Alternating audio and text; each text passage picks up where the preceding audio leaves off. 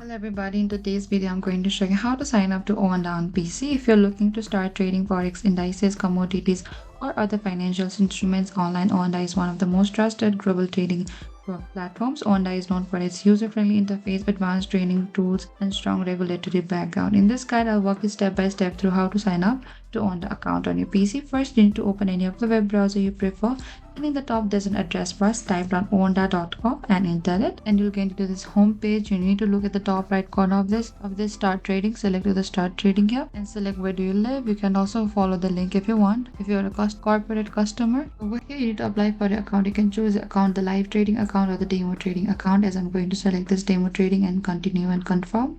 And over here you'll get into this interface. What you can do is simply put down all of the information of your account details, your email address, creating a password, your first name, last name and your phone number. You can also choose your country over here, and after that, once approved, log in using your email and password. You can now access the training dashboard deposit for the live accounts and start trading. And that is it. You have successfully signed up for your Oanda on your PC. Thank you for watching this video. I hope I could help you. If you have any confusion or queries, please comment down below and we will reach out to you very soon.